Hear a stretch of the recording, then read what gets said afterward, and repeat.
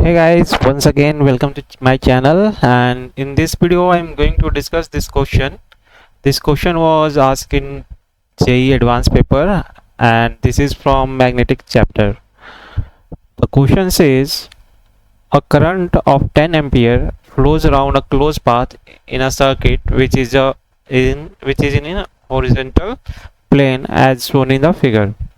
The circuit consists of 8 alternative arcs of radii r equal to 0.08 meter and r2 equal to 0.012 meter. Each arc subtends an equal angle at the center. The magnetic field at the center will be. And the first question is to find the magnetic field produced by this circuit at the center. And second question is an infinitely long straight wire carrying of 10 ampere current is passing through the center of the above circuit vertically with the direction of the current being into the plane of the circuit. What is the force acting on the wire at the center due to the current in the circuit? What is the force acting on the arc AC, this part, and straight segment CD, this one, due to the current at the center?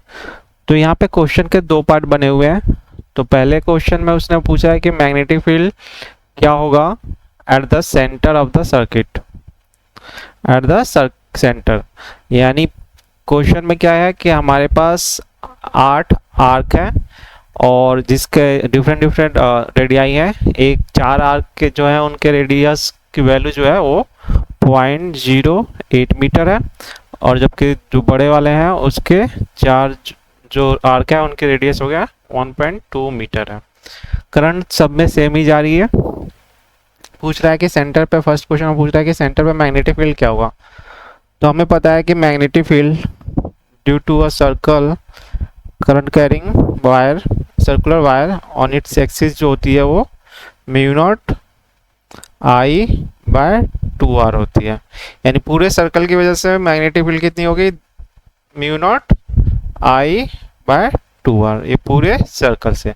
तो अगर किसी particular angle से पूछा जाए कि particular angle पे अगर arc है तो उसकी वजह से कितना होगा, तो ये पूरे सर्कल की वजह से है तो इसको डिवाइड कर देते हैं 2 पाई, क्योंकि एक सर्कल जो है उसके सेंटर पर 2 पाई का एंगल बनता है और इनटू थीटा. तो ये यहाँ से हमारा आ जाएगा कितना मैग्नेटिक फील्ड होगा ड्यू टू एक सिंगल आर्क की वजह से कितना मैग्नेटिक फील्ड होगा.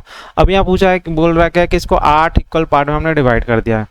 यानी कि प्रत्येक आर्क का जो हो जाएगा मैग्नेटिक फील्ड कितना हो जाएगा, इसको हम 8 से डिवाइड कर देंगे पूरे सर्कल का जो है, यानी μ0 I/8 से डिवाइड करेंगे तो ये 16r हो जाएगा. यानी हर जो हमारा आर्क है उसकी वजह से जो मैग्नेटिक फील्ड है वो हो जाएगा μ0 I/16r. तो सिंपल हमें क्या करना है, इसमें वैल्यू रख देनी है. अब देखो हर आर्क का जो मैग्नेटिक फील्ड का डायरेक्शन होगा सेंटर पे वो किस साइड होगा, सेम डायरेक्शन होगा और वो डायरेक्शन जो हो जाएगा हमारा ऊपर की साइड आएगा, यानी कि अबव द प्लेन. यानी कि ये डॉट बनेगा यहाँ पे और मैग्नेटिक फील्ड जो होगी वो अबव द प्लेन आ रहा होगा, यानी जो हमारा जहाँ पे हमने रखा हुआ है उससे ऊपर की तरफ अपवर्ड साइड में आएगा. अब हमें फाइंड करना क्या है, magnetic field at the centre. तो हम क्या करेंगे, इन सब का पहले तो ये R1 वाले से निकालेंगे और उसको ऐड कर देंगे ये R2 वाले की वजह से. तो R1 वाले की वजह से निकालते हैं. तो जो R1 वाले को मैं लिख लेता हूँ P1 और ये 4 आर्क हैं तो इसको 4 से मल्टीप्लाई कर देते हैं और फॉर्मूला है μ0 I/16 इंटू R1. ये बन जाएगा हमारा फॉर्मूला फॉर छोटे वाले आर्क की वजह से और इसको ऐसे ही रहने देते हैं, वैल्यू हम बाद में लिख लेंगे 16r1. अब चलते हैं B2, यानी बड़े वाले रेडियस का जो आर्क है उसकी वजह से मैग्नेटिक फील्ड कितना होगा, तो वो हो जाएगा 4, वो भी 4 आर्क है यहाँ पे तो 4 times into mu, current same है इसमें भी, डिवाइडेड बाय 16 और रेडियस हो गया R2. तो ये हो गया हमारा दोनों की वजह से मैग्नेटिक फील्ड. तो नेट मैग्नेटिक फील्ड जो आ जाएगा वो दोनों का ऐड आएगा. तो ऐड करेंगे तो 4 कॉमन आ गया, μ0 कॉमन आ गया, I कॉमन हो गया, नीचे 16 कॉमन आ गया, बचा क्या 1/r1 प्लस 1/r2 आ जाएगा। तो ये आ गया म्यू नॉट आई बाय 4, ये आ गया कितना mu naught I by 4 into, अब R1 R2 की वैल्यू रख दो, तो R1 की वैल्यू है 0.8, तो 8 कर दिया हमने इसको, और ये हो गया 12 हो गया, और 100 ऊपर चला गया, दोनों का डेसिमल हटा दिया तो हमने 100 ऊपर चला गया। अब इसको सॉल्व करते हैं, तो ये कितना आ जाएगा 8 एंड 12 का जो हमारा 8 एंड 12 का जो एलसीएम आ जाएगा, यानी बी जो आ गया म्यू नॉट आई 16 कैंसिल हो गया 4 एंड 8 एंड 12 का आ जाएगा 24,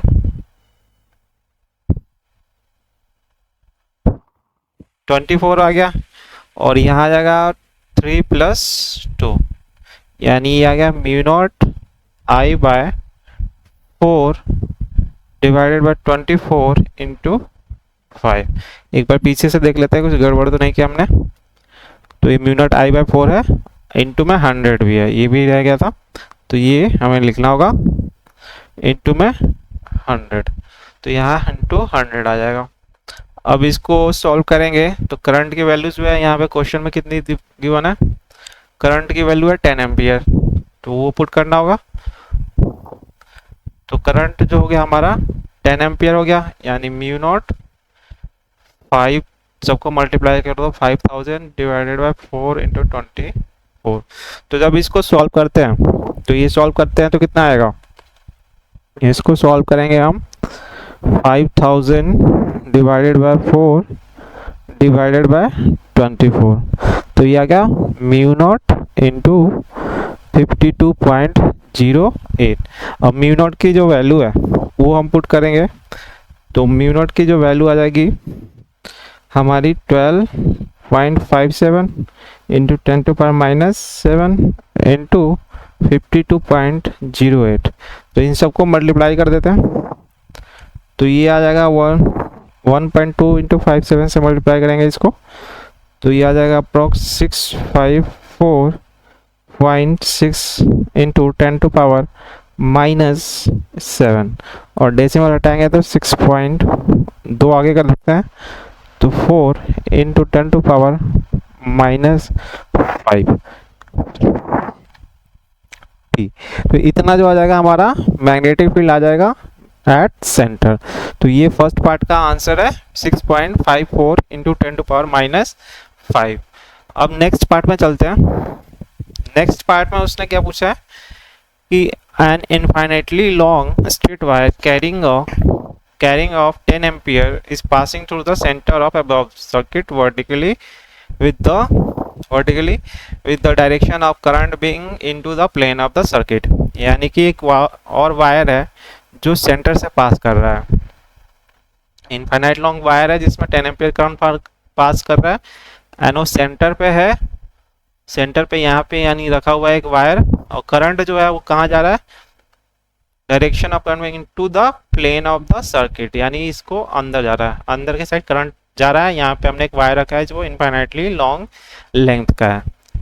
अब पूछ रहा है कि what is the force acting on the wire at the centre due to the current in the circuit, यानी सर्किट में जो करंट है इस वाले करंट की वजह से, सपोज कर लो इसको हम I0 लिख लेते हैं और इसका करंट I1 लिख लेते हैं, तो I0 की वजह से इस वायर पे कितना फोर्स लगेगा। अब हम चलते हैं फोर्स वाले फॉर्मूले पे, force into 2 current carrying wire, जो वहाँ फॉर्मूला आता है वो क्या आता है BIL। अब BIL में एक कंडीशन है कि जो तीनों टर्म है वो एक दूसरे के परपेंडिकुलर होना चाहिए, तभी जाके फोर्स लगेगा, यानी मैग्नेटिक फील्ड जो होना चाहिए वो लेंथ के प्रोपोर्शनल परपेंडिकुलर होना चाहिए, और उसका डायरेक्शन तो करंट का ही होगा, यानी ये सब आपस में क्या होना चाहिए, परपेंडिकुलर होना चाहिए। बी जो होना चाहिए वो आई के परपेंडिकुलर होना चाहिए, इसका मतलब ये हुआ। तो बी और आई के बीच में, यानी बी तो हो गया जो मैग्नेटिक फील्ड प्रेजेंट है, और आई जो हो गया जिस वायर पे हम फोर्स निकाल रहे हैं उसका करंट, उसके करंट का डायरेक्शन। तो यहाँ पे देखोगे हमें इस सेंटर वाले पे निकालना है फोर्स। अब जो ये बड़ा वाला जो हमारा सर्किट है इसका करंट का मैग्नेटिक फील्ड का डायरेक्शन किधर होगा, एट द सेंटर, तो अगर राइट हैंड थंब रूल से निकालोगे तो करंट का डायरेक्शन जो बन रहा है इसमें एंटी क्लॉकवाइज, तो एंटी क्लॉकवाइज के हिसाब से करंट का डायरेक्शन जो आएगा वो यहाँ पे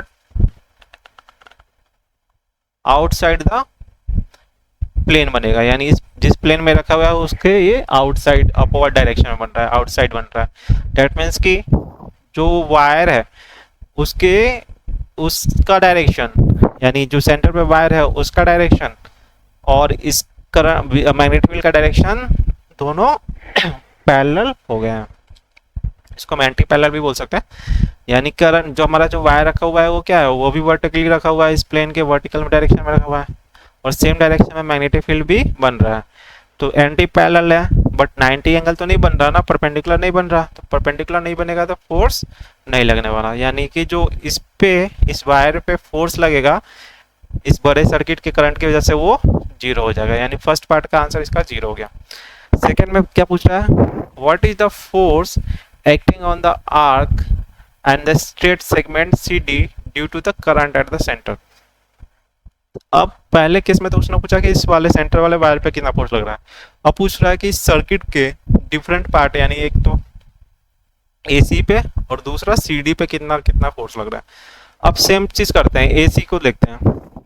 तो जो सेंटर वाला जो हमारा वायर रखा हुआ है इन्होंने, उसकी वजह से AC पे मैग्नेटिक फील्ड का डायरेक्शन क्या होगा।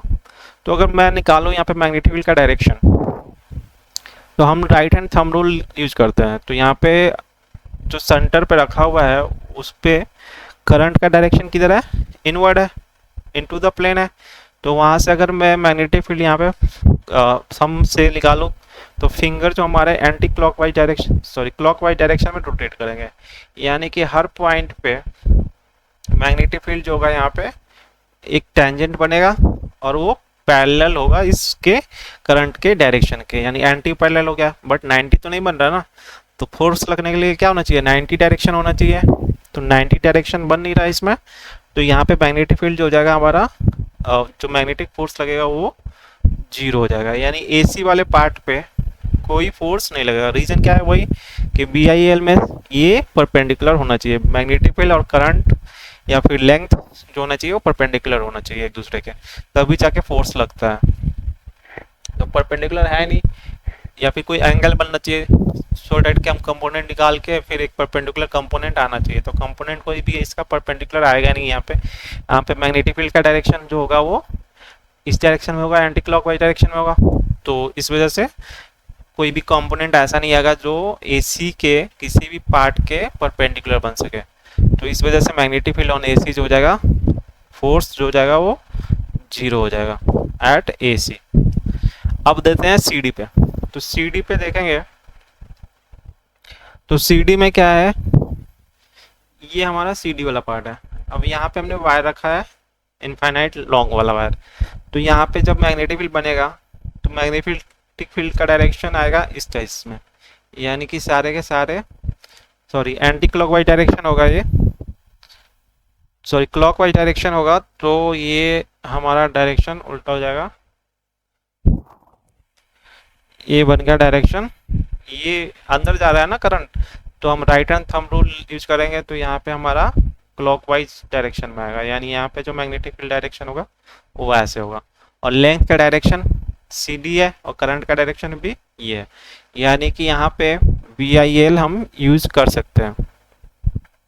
मैग्नेटिक फील्ड ये फॉर्मूला लगेगा, बट यहाँ पे एक केस बन रहा है कि जो मैग्नेटिक फील्ड का मैग्नीट्यूड है वो C से लेके D तक क्या है, वेरिएबल है, क्योंकि यहाँ पे हमारा वायर है और मैग्नेटिक फील्ड यहाँ पे वायर का डायरेक्शन C पार्ट का लिए R1 है, इसी तरह जब इसके अगले पार्ट को हम देखेंगे तो R2 हो जाएगा, और इससे आगे वाले में और चेंज हो रहा है, D पे ये R2 हो जा रहा है, ये यहाँ पे R2 डैश कर लेते हैं और यहाँ पे है R2 हो जा रहा है।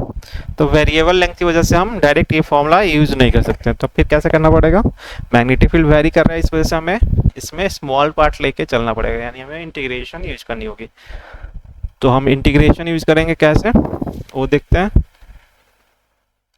ये हो गया हमारा वायर जो सेंटर पे है, ये हो गया C और ये हो गया D पार्ट। तो हमने क्या किया, ये तो सी से डी तक पूरा वायर है, हमने क्या किया, यहाँ से एक्स डिस्टेंस पे डी एक्स पार्ट लिया, इसका डी एक्स पार्ट लिया, स्मॉल पार्ट लिया जिसका लेंथ कितना है, वो डी एक्स है। अब इस पे कितना फोर्स लगेगा, हो गया डी एफ। अब यहाँ पे तो हम स्मॉल पार्ट लिया है, तो इस वजह से हम मानते हैं कि मैग्नेटिक फील्ड कांस्टेंट है, यानी हो गया डीबी। डीबी हो गया मैग्नेटिक फील्ड। उसके बाद करंट कितना है, वो इसका करंट आ जाएगा, यानी इस सर्किट में जो करंट है उसको 10 एम्पियर है, इसको मान लेते हैं I not n into length. Length कितना है इसका, डी एक्स। तो ये बन गया हमारा इक्वेशन किसका, फोर्स का। अब इसको हम चेंज करते हैं, डीबी को चेंज करते हैं। तो यहाँ पर डीबी की वैल्यू कितनी हो जाएगी, मैग्नेटिक फील्ड एट एक्स जो हो जाएगा हमारा डी एक्स पे हो जाएगा म्यू नॉट, करंट जो इस वायर में है, इस सेंटर पे जो वायर है उसमें करंट आई वन मान लेते हैं इसको, तो ये हो जाएगा आई वन डिवाइडेड बाय 2 पाई, और डिस्टेंस कितना है एक्स। तो ये हो गया डीबी की वैल्यू एट सी एट एक्स पे, एक्स डिस्टेंस पे है डी एक्स पे, into I not into d x. अब इसको रीअरेंज करेंगे तो mu naught I one I two divided by 2 पाई, बाहर ले लेते हैं आई वन आई, इसको आई नॉट है ये आई टू की जगह, तो आई टू हो गया, आई नॉट हो गया ये, into d x by x, ये हो गया हमारा डी एफ, यानी डी एफ की वैल्यू आ गई दिस पर। अब हम इसको इंटीग्रेशन करेंगे, और एक्स की वैल्यू कहाँ से कहाँ तक होगी, तो एक्स की वैल्यू सी से डी ले जाने हैं, और सी की वैल्यू कितनी है, सी कितने डिस्टेंस पे आर वन पे है, और डी जो है वो आर टू डिस्टेंस पे है, यानी आर वन से आर टू पे हमें लिमिट रखनी है। अब आई वन आई टू जो था दोनों की वैल्यू 10 था, यहाँ भी 10 है और यहाँ भी 10 है, तो इसको इंटीग्रेट करेंगे तो डी एफ लिख लेते हैं पहले, D F mu naught I I not, यानी ये हो गया हमारा डी एफ जो हो गया mu naught I one I not divided by 2 पाई, और यहाँ इंटीग्रेशन कर दिया डी एक्स बाय एक्स। देख लेते हैं कोई मिसिंग तो नहीं है, तो सही है सब। अब यहाँ से क्या करेंगे, ये देखो ये तो कांस्टेंट है, ये सारी चीज तो कांस्टेंट है, म्यू नॉट की वैल्यू भी कांस्टेंट है, करंट भी दोनों में कांस्टेंट है, और 2 पाई भी कांस्टेंट है, तो ये तो बाहर आ जाएगा इंटीग्रेशन से। इसका इंटीग्रेशन होगा और लिमिट, ये पूरा इंटीग्रेशन होके एफ हो गया, और लिमिट की वैल्यू एक्स की वैल्यू हमने देख लिया था कि R1 से R2 तक चेंज होगा, तो mu naught I one I not divided by 2 पाई, ये हो गया डिवाइडेड बाय 2 पाई, और यहाँ से ये हो जाएगा log x, और लिमिट जो हो गया इसका R1 से R2। अब इन सब की वैल्यू रख दो, तो म्यू नॉट की वैल्यू हो गई 4 पाई इंटू 10 टू पावर -7, नीचे है 2 पाई, आई वन आई टू 10 है, तो ये हो गया 10 एम्पियर, एंड ये हो जाएगा log R2 minus log R1 होगा, तो उसको हम R2 बाय R1 लिख ले रहे हैं, तो ये डायरेक्ट इतना आ गया। अब इसको सॉल्व करते हैं, तो ऊपर आ गया 20, ऊपर आ जाएगा हमारा 2 इंटू 100 इंटू 10 टू पावर -7, इधर आ गया log 3/2। एक बार देख लेते हैं, इधर ये हो गया 2 से 2, 4 पाई से 2 पाई कट करेंगे तो 2 आएगा, और इधर का 100 है, तो ये आ गया इतना, और log 2/3 की जो वैल्यू आ गई वो आ जाएगी हमारी 0.405 इंटू 10 टू पावर -7। अब इसको पूरे को सॉल्व करेंगे तो ये आ जाएगा 0.81 10 टू पावर -5, और ये आ जाएगा 8.1 इंटू 10 टू पावर -6, तो ये आ जाएगा इसका आंसर। ये आ गया इसका आंसर।